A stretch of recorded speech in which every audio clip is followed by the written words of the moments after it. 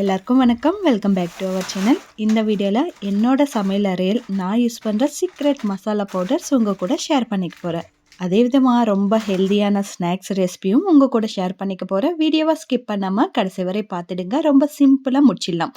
First என்னோட vlog இருக்கும், routine விலாக்னு சொல்லிட்டு லென்த்தியாக இருக்கும் அப்படின்னு நினைக்காதீங்க. ரொம்ப சிம்பிளாக முடிச்சிடுவேன். ரொட்டீன் விலாக்னா என்ன இருக்கும், நமக்கு காலங்கத்தில் ஏஞ்சமா, வாசல் கழுவணுமா, வீடு பெருக்கணுமா, வீடு தொடச்சோமா, அதுக்கப்புறம் பசங்களுக்காக லஞ்ச் பாக்ஸ் ரெடி பண்ணுமா, அவங்களுக்கு லஞ்ச் பாக்ஸ் கட்டி அவங்கள ஸ்கூலில் துரத்து விட்டுமா, அதுக்கப்புறம் வீட்டுக்காருக்கு லஞ்ச் பாக்ஸ் கட்ட வேண்டியதாக இருந்துச்சுன்னா கட்டணும், இல்லைன்னா டிஃபன் மட்டும் செஞ்சு அவங்களையும் துரத்து விட்டுட்டோமா, அதுக்கப்புறம் பூஜை பண்ணணுமா, அதுக்கப்புறம் மறுபடியும் சமையல் செய்யணுமா, அதுக்கப்புறம் மீதி இருக்கிற வேலை செஞ்சுக்கலாம். இதுதான் ரொட்டீன் விலாக் இருக்கும்.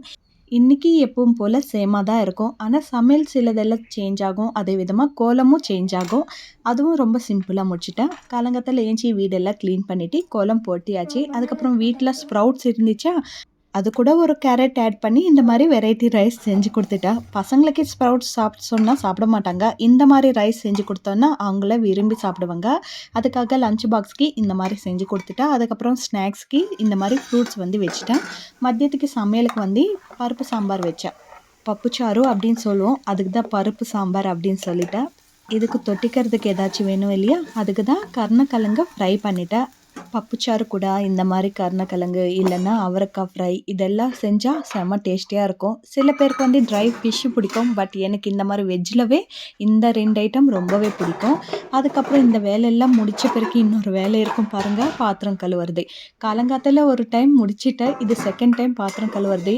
பாத்திரம் கழுவுறதை விட அதை எடுத்து அவங்கவுங்க பிளேஸில் அரேஞ்ச் பண்ணுறது இருக்கும் பாருங்கள், அதுதான் பெரிய டாஸ்க்காக இருக்கும். ஏன்னா எப்பவுமே பாத்திரம் கழுவுறது, அதோட பிளேஸில் எடுத்து வைக்கிறது, இதுவே வேலையாக இருக்கும். காலங்காத்தில் ஏஞ்சதுலேருந்து நைட்டு தூங்குற வரைக்கும் இந்த வேலை செஞ்ச மாதிரியே இருக்கும் ஒரு ஹவுஸ் ஒய்ஃப்க்கு. உண்மையாக இல்லையான்ட்டு கண்டிப்பாக கமெண்ட்டில் சொல்லிடுங்க. அதுக்கப்புறம் நான் காலங்காத்தில் ஜூஸ் குடிக்கிற பழக்கம் வச்சுருந்தேன். பட் இந்த குளிர்காலத்துக்கு முடியல. காலங்காத்தில் ஏஞ்சி இந்த மாதிரி ஜூஸ் குடித்தோன்னா தொண்டை ஒரு மாதிரி கரக்கரன்னு ஆயிடுது. அதுக்காக தான் நான் மதியத்தில் குடிக்கிறதுக்கு ஸ்டார்ட் பண்ணிட்டேன்.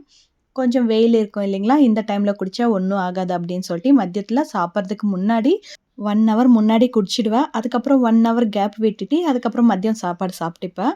ஸோ இன்றைக்கும் அப்படி தான் மிக்ஸ் பண்ணி வச்சிடலாம். கொஞ்சம் ஜில்லுன்னு இருக்கும், ஃப்ரிட்ஜில் இருந்து அப்படியே எடுத்தோம் இல்லைங்களா, ஸோ அதனால ஜில்லுன்னு இருக்கும். கொஞ்சம் நேரம் மிக்ஸ் பண்ணி வச்சிட்டோன்னா அந்த கூல்னஸ் எல்லாம் கொஞ்சம் கம்மியாகும் அப்படின்னு சொல்லிட்டு ஃபஸ்ட்டு இந்த வேலை மிக்ஸ் பண்ணி வச்சிட்டேன். இது ஆம்லா ஜூஸு. ஆம்லா கொஞ்சம் கருப்பு கருப்பாக ஆகுதான்னு சொல்லிட்டு இந்த மாதிரி க்யூப்ஸ் மாதிரி பண்ணி வச்சிட்டேன் நான். அது எப்படி ப்ரிப்பேர் பண்ண அந்த வீடியோ வேணும் அப்படின்னு நினச்சிங்கன்னா டிஸ்கிரிப்ஷனில் லிங்க் இருக்கும், கண்டிப்பாக கிளிக் பண்ணி பார்த்துடுங்க. அந்த ஜூஸ் மிக்ஸ் பண்ணி பக்கத்தில் வச்சுட்டா, நான் ஜூஸில் மிக்ஸ் பண்ணது தேனை. அது நீங்கள் கீன்னு நினச்சிட்டு போகிறீங்க. அவ்வளோ கெட்டியாகிடுச்சு இந்த குளிர்காலத்துக்கு. அவ்வளோ ஜில்லுன்னு இருக்கும். எங்கள் பிளேஸ் கொஞ்சம் மினி ஊட்டி மாதிரி இருக்கும். சுற்றியும் மரங்க இருக்கவே கொஞ்சம் ரொம்பவே ஜில்லுன்னு இருக்கும். ஓகே புரியுது, ரொம்ப ஷார்ட்டுன்னு சொல்லிட்டு 3 நிமிஷம் இழுத்துட்டு வந்துட்டேன் இல்லைங்களா. என்னோடய ரொட்டீன் விலாக் முடிஞ்சிச்சு. இதுக்கு மேலே என்னோடய சீக்ரெட் மசாலா பவுடர்ஸ் உங்கள் கூட ஷேர் பண்ணிக்கிறேன். ஃபஸ்ட்டு பிரியாணி மசாலா செஞ்சுக்கலாம், அதுக்கப்புறம் கரம் மசாலா செஞ்சுக்கலாம், அதுக்கப்புறம் ரசம் பவுடர் செஞ்சுக்கலாம். இது 3 மாதம் ஸ்டார்ட் ஆகிறப்போ செஞ்சு வச்சிட்டோன்னா ஒரு மாதம் ஃபுல்லாக கவலை இல்லாமல் சமையல் வேலையும் ரொம்ப சீக்கிரமாக முடிஞ்சிடும். ஸோ அதுக்காக நான் எப்போவுமே மந்த்லி ஸ்டார்டிங்கில் இந்த மாதிரி செஞ்சு வச்சுப்பேன். ஒரு மாதத்துக்கு தேவையான மசாலா பவுடர்ஸ்.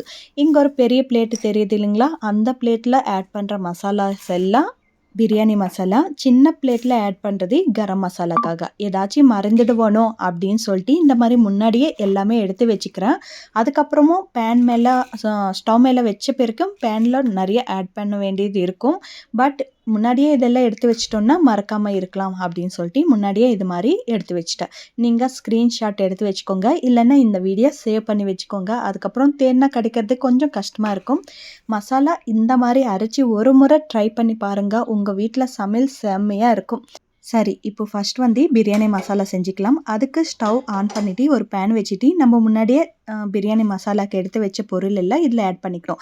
என்னென்ன ஆட் பண்ணியிருக்கிறேன்னா 2 ஸ்பூன் அளவுக்கு மல்லித்தூள் சேர்த்துக்கணும், 2 ஸ்பூன் அளவுக்கு சோம்பு சேர்த்துக்கணும், 2 ஸ்பூன் அளவுக்கு ஜீரகம் சேர்த்துக்கணும், 1 ஸ்பூன் அளவுக்கு பெப்பர் சேர்த்துக்கணும், 1 ஸ்பூன் லவங்கம், பெரிய லவங்கம் 1 ஸ்பூன் சேர்த்துக்கணும், ஸ்டார் பூன்னு சொல்லுவோம் இல்லைங்களா, அது ஒரு 3 சேர்த்துக்கணும், பட்டை சேர்த்துக்கணும் ஒரு 10 அளவுக்கு, அதே விதமாக இலாச்சி ஒரு 10 சேர்த்துக்கணும், அதுக்கப்புறம் ஒரு 4 to 5 வரைக்கும் மராட்டி மொగ్గை சேர்த்திக்கணும். அதுக்கப்புறம் இந்த மாதிரி லைட்டாக ஃப்ரை ஆன பிறகு அதில் பிரியாணி இலை சேர்த்திக்கணும். அதே விதமாக இங்கே காஞ்ச மிளகா கிடையாது, இது பேடிகை மிளகா. இது வெறும் கலருக்காக மட்டும்தான், இதில் எந்த விதமான ஃப்ளேவர் இருக்காது, வெறும் கலர் மட்டும் கொடுக்கும். அதுக்காக நான் பேடிகை மிர்ச்சி சேர்த்துக்கிறேன். பேடிகை மிர்ச்சி இல்லைன்னா நீங்கள் ஸ்கிப் பண்ணிடலாம், இல்லைன்னா நீங்கள் நார்மல் மிர்ச்சி கூட சேர்த்துக்கலாம். பட் நிறைய சேர்க்காதீங்க, காரமாயிடும். அதுக்காக கொஞ்சமாக மிளகாவும் சேர்த்துக்கலாம். இதெல்லாமே நல்லா ஃப்ரை ஆகிட்டு இன்னும் கொஞ்சம் நேரத்தில் ஸ்டவ் ஆஃப் பண்ணிவிடுவோம். அப்படின்ற நேரத்தில் ஒரு கைப்பிடி அளவுக்கு கஸ்தூரி மேத்தி சேர்த்துக்கணும். அதுக்கப்புறம் ஒரு ஸ்பூன் அளவுக்கு, கையில் எடுத்தால் கொஞ்சோண்டு, ஸ்பூன்லன்னா ஒரு ஸ்பூன் அளவுக்கு ஸ்டோன் ஃப்ளவர் அப்படின்னு சொல்லிட்டு பிளாக் கலரில் கிடைக்கும். அது கண்டிப்பாக சேர்த்தே ஆகணும். அது சேர்க்கறதுனால பிரியாணி மசாலா ஃப்ளேவர் செம்மையாக இருக்கும். இந்த பிரியாணி மசாலா வந்து வெறும் பிரியாணிக்கு மட்டும் கிடையாது, டமோட்டோ ரைஸ்க்கும் எந்த விதமான வெரைட்டி ரைஸ் செஞ்சாலும் கொஞ்சோண்டு ஆட் பண்ணிங்கன்னா அதோட ஃப்ளேவரே மாற்றிடும். அந்த அளவுக்கு செம்மையாக இருக்கும். ஒரு முறை இந்த மாதிரி ட்ரை பண்ணி பாருங்கள், உங்களுக்கே ரொம்ப பிடிக்கும். அதுக்கப்புறம் தேடி தேடி அதுக்கப்புறம் நீங்களே இதே மாதிரி செஞ்சுப்பீங்க. அதுக்காகவே ஃபஸ்ட்டே வீடியோவை சேவ் பண்ணி வச்சுக்கோங்க. இதெல்லாமே நல்லா ஃப்ரை பண்ணிட்டு பிறகு ஒரு பிளேட்டில் மாற்றி வச்சுட்டு அது நல்லா ஆறின பிறகு மிக்ஸி ஜாரில் சேர்த்து கிரைண்ட் பண்ணிக்கணும். அவ்வளோதான், பிரியாணி மசாலா வந்து ரெடி ஆகிடும். மசாலா பவுடர் எப்படி அரைச்சிக்கணும்னு தெரியும் இல்லைங்களா? ரொம்ப நைஸாக இல்லாமல் ரொம்ப கொறுன்னு இல்லாமல் மீடியமாக அரைச்சிக்கணும். அவ்வளோதான், பிரியாணி மசாலா வந்து ரெடி ஆகிடும். பிரியாணி செய்கிறப்போ ஒரு ஸ்பூன் சேர்த்திக்கோங்க. அதே வெரைட்டி ரைஸ் செய்கிறப்போ பாதி ஸ்பூன் சேர்த்திக்கோங்க. இதோட ஃப்ளேவர் செம்மையாக இருக்கும். உங்களுக்கே ரொம்ப பிடிக்கும்னா நினச்சிக்கோங்களேன். அந்த அளவுக்கு ரொம்ப டேஸ்டியாக இருக்கும். கண்டிப்பாக இந்த மாதிரி ட்ரை பண்ணி பாருங்கள். வெளியில் வாங்குகிற மசாலா பவுடர்கிட்ட நம்ம வீட்டில் ஃப்ரெஷ்ஷாக அரைக்கிற மசாலா பவுடர்ஸே ரொம்ப பெஸ்ட் இல்லைங்களா? ஸோ அதுக்காக ட்ரை பண்ணி பாருங்கள்.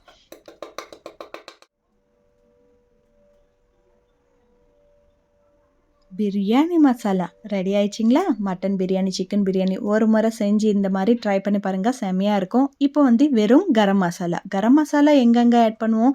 குழம்புல ஆட் பண்ணுவோம். குருமா செய்கிறப்போ, நார்மல் மட்டன் கறி செய்கிறப்போ, சிக்கன் கறி செய்கிறப்போ கரம் மசாலா ஆட் பண்ணுவோம் இல்லைங்களா? ஸோ அந்த டைமில் இந்த மாதிரி கரம் மசாலா ஒரு முறை ட்ரை பண்ணி பாருங்கள். இதுக்கு வந்து 2 ஸ்பூன் அளவுக்கு மல்லி சேர்த்துக்கணும், 2 ஸ்பூன் அளவுக்கு சோம்பு சேர்த்துக்கணும், 1 ஸ்பூன் அளவுக்கு ஜீரகம் சேர்த்துக்கணும், பாதி ஸ்பூன் அளவுக்கு பெப்பர், பாதி ஸ்பூன் அளவுக்கு லவங்கம், ஒரு 3 to 4 வரைக்கும் பட்டை சேர்த்துக்கணும். அதுக்கப்புறம் 2 ஸ்பூன் அளவுக்கு, ஐயையோ இந்த பருப்பு பேர் தெரியலைங்களே, சாரி, ஒன்றும் நினச்சிக்காதீங்க, தேங்காய் சட்னியில் போடுவோம் இல்லைங்களா? அந்த பருப்பு சேர்த்துக்கணும். உங்களுக்கு பார்த்தா ஒரு ஐடியா இருக்கும், அதனால அப்படி சொல்லிட்டேன், தப்பாக நினச்சிக்காதீங்க. அது வந்து 2 ஸ்பூன் சேர்த்துக்கணும். அதுக்கப்புறம் லாஸ்ட்டில் இறக்குறப்போ கசகசா வந்து அதுவும் 2 ஸ்பூன் அளவுக்கு சேர்த்துக்கணும். இதில் நான் 2 மறந்துட்டேன், சாஜீரா மறந்துட்டேன், அதுக்கப்புறம் ஸ்டார் பூவும் மறந்துட்டேன். ஸ்டார் பூ வந்து 2 சேர்த்துக்கோங்க, சாஜீரா வந்து பாதி ஸ்பூன் அளவுக்கு சேர்த்துக்கோங்க. எல்லாமே நல்லா ஃப்ரை பண்ணிட்டு பிறகு இதுவும் நல்லா ஆறின பிறகு மிக்ஸி ஜாரில் சேர்த்து நல்லா கிரைண்ட் பண்ணிக்கோங்க. அவ்வளோதான், கரம் மசாலா வந்து ரெடி ஆயிடுச்சு. சிக்கன், மட்டன், ஃபிஷ் எது செஞ்சாலும் கரம் மசாலா கொஞ்சோண்டு ஆட் பண்ணோன்னா இதோட ஃப்ளேவரே செம்மையாக இருக்கும். குழம்பு ரொம்ப திக்காக மாறிடும். ரொம்ப லூஸ் கன்சிஸ்டன்சி இருந்தாலும் இந்த பவுடரை ஆட் பண்ணுறதுனால திக் கன்சிஸ்டன்சிக்கு வந்துடும். டேஸ்ட்டும் செம்மையாக இருக்கும். கண்டிப்பாக ட்ரை பண்ணி பாருங்கள். இதுக்கப்புறம் ரசம் பவுடர், நான் ரெகுலராக யூஸ் பண்ணுற ரசம் பவுடர் எப்படி செய்யுதுன்ட்டு உங்கள் கூட ஷேர் பண்ணிக்கிறேன். அதுக்காக ஒரு கப்பு வந்து மெஷர்மெண்ட்டுக்காக எடுத்துக்கோங்க. நான் வந்து ஒரு சின்ன டம்ளர் எடுத்துருக்கிறேன். ஸ்டவ் மேலே பேன் வச்சுட்டு ஒரு பாதி கப் அளவுக்கு தோரம் பருப்பு எடுத்து கொஞ்சம் ஃப்ரை பண்ணிக்கணும். இது ஃப்ரை ஆகிறதுக்கு கொஞ்சம் டைம் எடுக்கும் இல்லைங்களா? அதுக்காக ஃபஸ்ட்டு வந்து இது பாதி ஃப்ரை ஆகிற வரைக்கும் ஃப்ரை பண்ணிவிட்டு அதுக்கப்புறம் பாதி கப் அளவுக்கு மல்லி சேர்த்துக்கணும், 1 கப் அளவுக்கு ஜீரகம் சேர்த்துக்கணும், பாதி கப் அளவுக்கு பெப்பர் சேர்த்துக்கணும். இதெல்லாமே நல்லா சேர்த்துட்டு நல்லா ஃப்ரை பண்ணிக்கணும். இதில் வந்து காஞ்ச மிளகா நான் பேடிகை மிர்ச்சி தான் சேர்த்துருக்கிறேன், கலருக்காக மட்டும்தான். உங்களுக்கு காரம் ஓகே அப்படின்னு நினச்சிங்கன்னா இதெல்லாமே நல்லா ஃப்ரை ஆன பிறகு மிளகா கூட சேர்த்திக்கலாம். பட் நான் இங்கே கலருக்காக மட்டும்தான் பேடிகை மிர்ச்சி சேர்த்திருக்கிறேன். இதிலவே கருவேப்பிலை இருந்துச்சுன்னா ஒரு கைப்பிடி அளவுக்கு கருவேப்பிலையும் சேர்த்திக்கோங்க. பட் வீட்டில் அவ்வளோ கருவேப்பிலை இல்லை, கொஞ்சோண்டு தான் இருக்குது. சரி, சேர்க்கறது வேண்டாம் அப்படின்னு சொல்லிட்டு தான் நான் இந்த வாட்டி சேர்க்கல. பட் கருவேப்பிலை சேர்த்திங்கன்னா ஃப்ளேவர் இன்னும் செம்மையாக இருக்கும். அவ்வளோதான், ரசம் பவுடர் கூட ரெடி ஆயிடுச்சு. இதுவும் நல்லா ஆறின பிறகு மிக்ஸி ஜாரில் சேர்த்து கிரைண்ட் பண்ணிக்கணும். இது ஆறுறதுக்குள்ளவே வேர்க்கடலை வந்து ஃப்ரைக்காக ஸ்டவ் மேலே வச்சிட்டோன்னா அது சிம்மில் வச்சோன்னா நல்லா ஃப்ரை ஆகிட்டு இருக்கும். அதுக்காக வந்து நான் பேனில் வேர்க்கடலை வந்து சேர்த்துட்டு சிம்மில் வச்சு நல்லா வறுத்துட்டு அதுக்கப்புறம் ரசம் பவுடர் வந்து அரைச்சிக்கினேன். அப்போ வந்து வேலையும் ஈஸியாகும் இல்லைங்களா? ஸோ அதுக்காக இப்போ வந்து நான் இங்கே 1/2 kg அளவுக்கு நான் வேர்க்கடலை எடுத்துருக்கிறேன். இது நல்லா ஃப்ரை ஆகணும். லோ ஃப்ளேமில் வச்சு ஃப்ரை பண்ணால் தான் உள்ள வரைக்கும் நல்லா ஃப்ரை ஆகும், கிறிஸ்பியாக இருக்கும். அதுக்காக லோ ஃப்ளேமில் வச்சு மட்டுமே ஃப்ரை பண்ணிக்கணும். இது கொஞ்சம் ஃப்ரை ஆகிறதுக்குள்ளவே எனக்கு வந்து ரசம் பவுடருக்கு ஃப்ரை பண்ணி வச்சது எல்லாமே நல்லா ஆறிச்சு. அதுவும் பவுடர் பண்ணிக்கலாம் அப்படின்னு சொல்லிட்டு அதுவும் பவுடர் பண்ணி வச்சுட்டேன். இதில் கருவேப்பிலை சேர்த்திங்கன்னா இன்னும் டேஸ்ட்டு நல்லாயிருக்கும். இல்லாதனால நான் ஆட் பண்ணல. இருந்துச்சுன்னா கண்டிப்பாக ஆட் பண்ணிக்கோங்க. ரசம் பவுடர் இந்த மாதிரி அரைச்சி ஒரு முறை ரசம் வச்சு பாருங்கள், டேஸ்ட் அமோகமாக இருக்கும். எப்பவுமே ரசம் பவுடர் ரசம் வைக்கிறப்போ அரைச்சி சேர்த்தோன்னா டேஸ்ட்டு நல்லாயிருக்கும். பட் சிட்டி லைஃப்பில் அது முடியறது இல்லைங்களா? அதுக்காக தான் மாதத்துக்கு எவ்வளோ தேவைப்படுதோ அவ்வளோ வந்து ஒரே முறை இந்த மாதிரி அரைச்சி வச்சுப்பேன். ஆனால் அம்மா வீட்டுக்கு அத்தை வீட்டுக்கு போனோன்னா அப்போவே ஃப்ரெஷ்ஷாக அரைச்சி அது என்ன சொல்லுவாங்க, உரலில் இடித்து அதுக்கப்புறம் லாஸ்ட்டாக பூண்டு 4 போட்டு இடித்து எல்லாமே எடுத்து ரசம் வைப்பாங்க பாரு, செம்மையாக இருக்கும். அப்படி செஞ்சால் இன்னும் டேஸ்ட்டு நல்லாயிருக்கும். பட் நமக்கு அந்த அவைலபிள் இல்லாதனால ரசம் பவுடர் வந்து இந்த மாதிரி செஞ்சு ஸ்டோர் பண்ணிக்க வேண்டியதாக இருக்குது. இப்போ 3 மசாலாவும் ரெடி ஆயிடுச்சு இல்லைங்களா? இது அப்படியே வச்சோன்னா இதில் இருக்கிற ஃப்ளேவர் எல்லாம் பறந்து போயிடும். ஸோ காற்றுக்கு வைக்காமல் ஏர்டைட் கண்டெய்னரில் ஸ்டோர் பண்ணி வச்சுக்கணும். கரம் மசாலா பார்த்துட்டோம், பிரியாணி மசாலா பார்த்துட்டோம், ரசம் பவுடரும் பார்த்துட்டோம். இதெல்லாம் ஒரு முறை ட்ரை பண்ணிட்டு டேஸ்ட் பண்ணிட்டு அதுக்கப்புறம் வந்து கமெண்ட் பண்ணுங்க மறக்காம. நீங்கள் ஒரு முறை இந்த மாதிரி செஞ்சீங்கன்னா அதுக்கப்புறம் வரவா அப்படின்னு நீங்களே சொல்வீங்க. அந்த அளவுக்கு இந்த மசாலாஸ் எல்லாம் நம்ம செய்கிற சமையல் டேஸ்ட்டே மாற்றிடும். ஸோ அதனால் ஒரு முறை ட்ரை பண்ணி பாருங்கள். ரொம்ப நேரம் சொல்லிட்டேன் ட்ரை பண்ணுங்கன்னு சொல்லிட்டு யார் ட்ரை பண்ணுறீங்க அப்படின்னு சொல்லிட்டு கண்டிப்பாக கமெண்ட் பண்ணிவிடுங்க. இப்போ வந்து வேர்க்கடலை வந்து ஸ்டவ் மேலே வச்சுருந்தேன் இல்லைங்களா? அதுவும் நல்லா ஃப்ரை ஆச்சு. மீடியம் ஃப்ளேமில் வச்சு இந்த மாதிரி ஃப்ரை பண்ணிக்கணும். அப்போ தான் உள்ள வரைக்கும் நல்லா ஃப்ரை ஆகிட்டு பருப்பு வந்து நல்லா கிறிஸ்பியாக இருக்கும். அதுக்கப்புறம் இந்த மாதிரி மேலே இருக்கிற தோல் எல்லாம் ரிமூவ் பண்ணிடணும். நான் வந்து பர்ஃபி செய்ய போகிறேன். பர்ஃபின்னு சொல்லுவாங்க, சிக்கின்னு சொல்லுவாங்க, நிறைய பேர் இருக்கு இல்லையா இதுக்கு. ஆனால் நாங்கள் மட்டும் பர்ஃபின்னு தான் சொல்வோம். இதுக்கு வந்து மேலே இருக்கிற தோல் இருந்தால் நல்லா இருக்குது. சட்னி அந்த மாதிரி இதுக்கு நான் வந்து தோலோடவே ஆட் பண்ணிப்பேன். பட் இதுக்கு நல்லா இருக்காது இல்லைங்களா? அதுக்காக இந்த மாதிரி ஒரு காட்டன் கிளாத்தில் ஆட் பண்ணிவிட்டு எல்லாமே க்ளோஸ் பண்ணி கையில் நல்லா நசுக்கணுன்னா எல்லா தோலுமே ரிமூவ் ஆகிடும். அதுக்கப்புறம் அந்த டஸ்ட் எல்லாமே கரண்டியில் எடுத்து இந்த மாதிரி ஜல்லிச்சோன்னா பருப்பெல்லாம் மேலே வந்துடும், டஸ்ட் எல்லாம் கீழே போயிடும். ஸோ இது வந்து ரொம்ப ஈஸியான டிப்பாக தான் இருக்குது. நானும் ஃபஸ்ட் டைம் தான் யூஸ் பண்ணுறேன். பார்த்துட்டு இருக்கிறேன் நிறைய இதில். பட் இது வரைக்கும் நான் யூஸ் பண்ணது கிடையாது. இந்த வாட்டி தான் யூஸ் பண்ணியிருக்கிறேன். பட் இதில் ஒரு ட்ராபேக் என்னென்னா எல்லா பருப்புமே வராது. நம்ம இப்படி நசுக்கிடுவோம் இல்லைங்களா? ஸோ பருப்பெல்லாம் கொஞ்சம் 1க்கு 2 உடஞ்சிடும். அந்த சின்ன சின்ன பருப்பெல்லாம் கூட கீழே கொட்டிடுது. அந்த சின்ன சின்ன பருப்பெல்லாம் அதுக்கப்புறம் உட்காந்து நான் இதுலேருந்து செப்பரேட் பண்ணிட்டு இருந்தேன். அந்த டஸ்ட்டோட நிறைய மிக்ஸ் ஆயிடுச்சு. அதுலேருந்து சின்ன பருப்பு கொஞ்சம் எடுக்கிறது கஷ்டமாயிடுச்சு. அது ஒன்று தான் ட்ராபேக்கு. ஆனால் சின்ன கரண்டியாக இருந்துச்சுன்னா அது கூட விழாது போல். என்கிட்ட பெருசாக தான் இருந்துச்சு. இதில் தான் ட்ரை பண்ணேன். பரவாயில்ல, டஸ்ட்டு வெளியில் போகாமல் இந்த கிளாத்துக்குள்ளவே இருந்துச்சு. அந்த அளவுக்கு கொஞ்சம் பெஸ்ட்டு தான். இல்லைன்னா வீடு ஃபுல்லாக இந்த டஸ்ட் எல்லாம் அப்படியே ரொப்பிடும். நம்ம நார்மலாக க்ளீன் பண்ணோன்னா இந்த மாதிரி க்ளீன் பண்ணதுனால டஸ்ட்டு எங்கே போகாமல் அப்படியே இருந்துச்சு. பட் இதுலேருந்து பருப்பு கொஞ்சம் எடுக்கிறது கஷ்டமாக இருந்துச்சு. கடைசியில் இந்த மாதிரி சின்ன சின்ன பருப்பெல்லாம் அப்படியே கரண்டியில் நிற்காமல் கீழே விழுந்துச்சு. அதொண்டி தான் கொஞ்சம் ட்ராபேக் இந்த டிப்பில். மீதி எல்லாம் ஓகே தான், ஒரு முறை ட்ரை பண்ணலாம். இப்போ பருப்பெல்லாம் நல்லா க்ளீன் பண்ணிட்டோம் இல்லைங்களா? இது வந்து பக்கத்தில் வச்சுட்டு இப்போ வந்து 1/2 kg பருப்புக்கு 1/2 kgக்கு கொஞ்சம் ஜாஸ்தியாகவே வெல்லம் எடுத்துருக்கிறேன். எதுக்குன்ட்டு கூட நான் சொல்கிறேன். இப்போ வந்து வெல்லத்தில் நிறைய டஸ்ட் இருக்கும். நம்மளுக்கு பார்க்குறதுக்கு வெல்லம் நல்லா இருக்குது அப்படின்னு தான் தோணும். பட் அதில் நிறைய டஸ்ட் இருக்கும். அதுக்காக இது கரக வச்சு ஃபில்டர் பண்ணிக்கணும். அதுக்காகவே இந்த மாதிரி ஸ்டவ் மேலே வச்சு கொஞ்சோண்டு தண்ணி ஆட் பண்ணால் அதுக்கப்புறம் இலாச்சி கூட ஒரு 2-3 இடித்து சேர்த்திக்கணும். ஃபில்டர் பண்ணுறப்போ இலாச்சி கூட போயிடும் இல்லைங்களா? சாப்பிட்றப்போ வந்துச்சுன்னா நல்லா இருக்காது. அதுக்காக இதிலவே ஆட் பண்ணிட்டேன். இப்போ வந்து நல்லா கருகிச்சு. இது வந்து நல்லா ஃபில்டர் பண்ணி எடுத்துக்கணும். இதில் என்னென்ன டஸ்ட் இருந்துச்சுன்னா நம்ம இப்போது சாண்ட் பதிலா சிமெண்ட் சாண்ட் யூஸ் பண்ணுறோம் இல்லைங்களா? வீடு கட்டுறதுக்கு. அந்த சாண்ட் எல்லாம் இருந்துச்சு இந்த வெல்லத்தில. எப்படி தான் மிக்ஸ் பண்ணுறாங்கன்னு தெரியல. ஆனாலும் நம்ம உடம்புக்கு நல்லதுன்னு சொல்லிட்டு வெல்லம் தான் ஜாஸ்தி யூஸ் பண்ணிட்டு இருக்கிறோம். ஆனா எவ்வளோ டஸ்ட் இருக்குன்ட்டு நீங்களே பாருங்க. இலாச்சி வந்து இந்த ஃபில்டரில இருக்கு. பட் இந்த கிண்ணத்து ஃபுல்லா டஸ்ட் இருக்குது. அந்த சிமெண்ட் சாண்ட் தான் நெறைய இருந்துச்சு. இப்போ ஃபில்டர் பண்ண வெல்லத்த மறுபடியும் ஸ்டவ் மேல வச்சுட்டு, இது வந்து கட்டி பாகம் வர வரைக்கும் நல்லா மிக்ஸ் பண்ணிட்டே இருக்கணும். அதிரசத்துக்கு எப்படி செய்வோமோ, சேம் அதே பாகம் தான் இதுக்கும் வரணும். ரொம்ப கெட்டியா சாக்லேட் பதமா இருக்கணும் பாகம் எடுத்து பார்க்குறப்போ. ஸோ அது வர வரைக்கும் கொஞ்சம் செக் பண்ணிக்கிட்டே அப்பப்போ பார்த்துட்டே இருக்கணும். இந்த மாரி தண்ணீல போட்டோன்னா சாக்லேட் மாதிரி வரணும். பட் இன்னும் எனக்கு கொஞ்ச நேரம் கொதிக்கணும் அப்படின்னு தோணிச்சு. இது வந்து கொஞ்சம் கொழு கொழுன்னு வழவழன்னு இருக்கு. கொழு கொழுன்னு கிடையாது. வழவழன்னு இருக்கு. இன்னும் ஸ்டிஃப்பா இருக்கணும். ஸோ அதுக்காக மறுபடியும் நான் கொஞ்ச நேரம் கொதிக்க வச்ச பிறகு மறுபடியும் செக் பண்ணா கரெக்ட்டா சாக்லேட் பதமா இருந்துச்சு. இந்த ஸ்டேஜ்ல வந்து நம்ம முன்னாடியே ரெடி பண்ணி வச்சிருக்கிற வேர்க்கடலை வந்து ஆட் பண்ணிக்கணும். பாருங்க பாக்கம் வந்து இந்த மாரி ரொம்ப வழுவழுன்னு இல்லாம சாக்லேட் மாரி வந்துச்சுன்னா, இப்போ கரெக்ட்டா இருக்கும். இந்த ஸ்டேஜ்ல பருப்பு வந்து ஆட் பண்ணிக்கணும். நான் இது கூட வந்து நான் முன்னாடியே சொன்னேன் இல்லைங்களா? அந்த பருப்பு பேரு தெரியலன்னு சொல்லிட்டு, கல்லன்னு சொல்லுவாங்களா? தெரியலங்க. தெரிஞ்சுச்சுன்னா தப்பா நெனச்சுக்காம கமெண்ட் பண்ணிடுங்க. அது ஆட் பண்ணிட்டேன். அதுக்காக தான் கொஞ்சோண்டு வெல்லம் ஜாஸ்தி எடுத்துக்கினேன். பட் எனக்கு தெரிஞ்சு வேர்க்கடலை மட்டும் சேர்த்திருந்தா கரெக்ட்டா வந்திருக்கும். நான் சின்ன மிஸ்டேக் பண்ணிட்டேன். இந்த கல்ல அப்படின்னு தான் சொல்றேன். கல்லன்னு தான் நெனைக்கிறேன். தெரியல சாரி. அந்த பருப்பு சேர்த்ததுனால என்னாச்சுன்னா, பாகம் கம்மியாச்சு, பருப்பு ஜாஸ்தி ஆயிடுச்சு. அதனால எனக்கு பர்ஃபி வேற மாதிரி வந்துச்சு. அதுதான் இங்க நடந்துச்சு. ஆனா பரவாயில்ல. Not bad. ஓரளவுக்கு நல்லா தான் வந்திருக்கு. ஆனாலும் நான் நெனச்ச மாரி வரல அப்படின்றது சின்ன வருத்தமா இருந்துச்சு. அந்த வெறும் வேர்க்கடலை மட்டும் போட்டு விட்டிருந்தா கரெக்ட்டா வந்திருக்கும். எக்ஸ்ட்ரா ஒரு பருப்பு சேர்த்து பாருங்க. அதுதான் தப்பு. அது டேஸ்ட் நல்லா இருக்குமே அப்படின்னு சொல்லிட்டு சேர்த்துனேன். பட் இந்த மாரி ஆகும் அப்படின்னு சொல்லிட்டு நான் கொஞ்சம் கூட நெனச்சு பார்க்கல. பரவாயில்ல. எப்படி இருந்தாலும் பசங்க நல்லா விரும்பி தான் சாப்பிட்டாங்க. அதனால நான் வந்து கொஞ்சம் கூட கஷ்டம் எடுத்துக்கல. பரவாயில்ல. நெக்ஸ்ட் டைம் நல்லா பண்ணலாம் இல்லைங்களா? ஒரு முறை தப்பு செஞ்சோம்னா, இன்னொரு முறை நம்ம கரெக்ட் பண்ணிக்கலாம். அதனால நான் வந்து கொஞ்சம் கூட கவலைப்படல. ஓகே அப்படின்னு தான் நெனச்சேன். ஆனா பருப்பு குவான்டிட்டி ஜாஸ்தி ஆயிடுச்சு. பாகம் குவான்டிட்டி கம்மியாயிடுச்சு. அதுதான் மேட்ரு. பாருங்க பருப்பு வந்து மேலோட்டமாவே இருக்கு. ம் ஸ்டிக்கி ஆகல அப்படின்னு தோணிச்சு.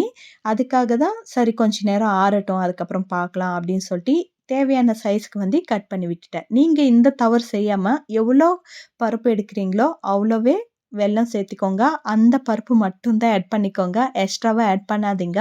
பாக்கம் வந்து கொஞ்சம் நெறையவே தெரியிற மாரி இருக்கணும். அப்பதான் பார்க்கறதுக்கு நல்லாருக்கும். சாப்பிடுறதுக்கும் நல்லாருக்கும். ஸோ நீங்க இந்த தவறு மட்டும் செய்யாம மீதியெல்லாம் ட்ரை பண்ணி பாருங்க. கரெக்ட்டா இருக்கும். பருப்பெல்லாம் கிரிஸ்பியா இருக்கு. இன்னும் இருக்கு ஸ்நாக்ஸு. பசங்க வந்து ஆல்ரெடி பாதி டப்பா வந்து காலி பண்ணி வச்சுட்டாங்க. நானே ஒளிச்சு வச்சிருக்கிறேன். அவ்வளவும் ஒரே வாட்டிக்கு சாப்பிட்டுட்டாங்கன்னா, லூஸ் மோஷன் ஆயிடும் இல்லைங்களா? அதுக்காக பாதி வந்து வலிச்சு வச்சிருக்கிறேன்.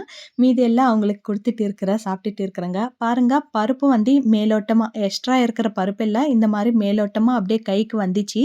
மீதி இருக்கிறதெல்லாம் நல்லா ஸ்டிக்கி ஆயிருக்கு. வெல்லம் பாக்கம் இருக்கிற வரைக்கும் நல்லா ஸ்டிக்கி ஆயிருக்கு. வெல்லம் பாக்கம் இல்லாத அளவுக்கு இந்த மாரி செப்பரேட் ஆயிடுச்சு. ஆனாலும் பருப்புல வந்து வெல்லம் மிக்ஸ் ஆனதுனால சாப்பிடுறதுக்கு நல்லா இருக்கு. நம்ப பர்ஃபி சாப்பிட்ற மாரி இல்லன்னாலும், இந்த மாரி தனியா சாப்பிடுறதுக்கு நல்லா தான் இருக்கு.